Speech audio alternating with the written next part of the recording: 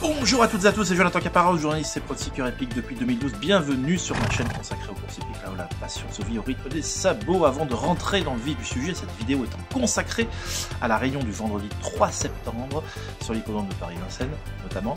Permets-moi de te demander de t'abonner à cette chaîne, de liker la vidéo, de la partager auprès du plus grand nombre afin que cette communauté de turfistes passionnés s'agrandisse pas à pas. Et j'en profite également pour te dire de ne pas hésiter à laisser en dessous dans les commentaires, si tu peux, dès à présent, ce que tu vois dans la classe principale du tour, mais également dans les autres épreuves du programme. Jingle.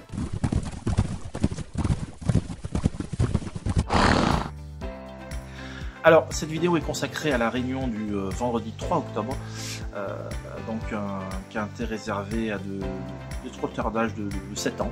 Voilà, sur un parcours de longue haleine, départ volté, voilà, pour les présentations des conditions de course, donc un lot a priori homogène, mais malgré que ce soit un lot homogène, puisque tous ces chevaux-là ont à peu près les mêmes gains, il y a quand même quelques candidatures qui se détachent, et parmi elles, je dis bien parmi elles, je présente, vous savez maintenant de manière pédagogique, l'un des favoris. Ce n'est absolument pas une recommandation ni une incitation à jouer, mais il est logique de retrouver parmi les chevaux favoris le numéro 9, Ivoire d'Herpet. Alors pourquoi le 9 Ivoire d'Herpet? Puisqu'il s'est préparé pour cette épreuve en courant 2 fois ferré en province sans prétention.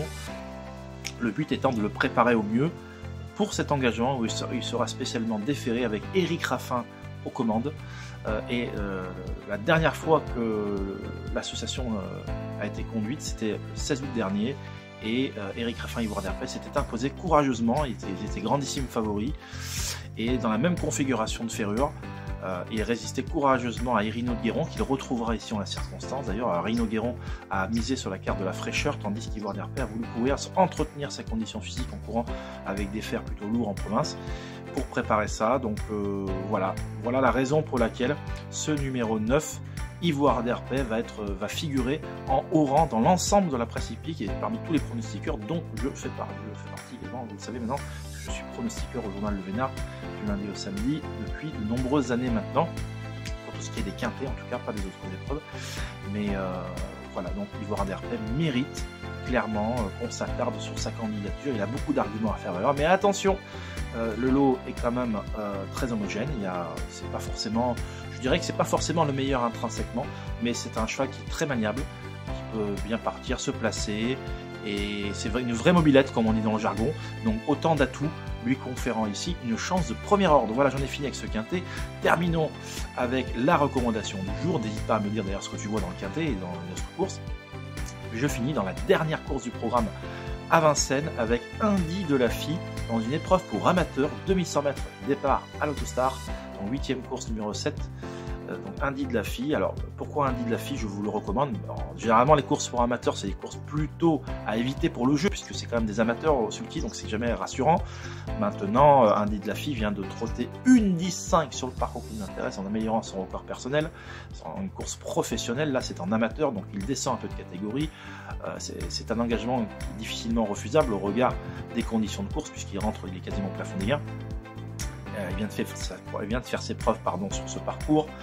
Il s'élance en première ligne, il est à nouveau déféré des 4. Bon ben voilà, l'entraînement fil de jour est plutôt en forme.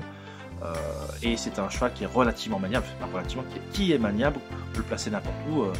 Et pour un amateur, c'est vraiment un avantage, quoi. Et donc, comme il vient de marcher une 10-5, vous vous rendez compte, c'est un chat qui vient de marcher une 10 en professionnel, n'est pas capable de terminer dans les 3 premiers d'une course pour amateur, il faut arrêter.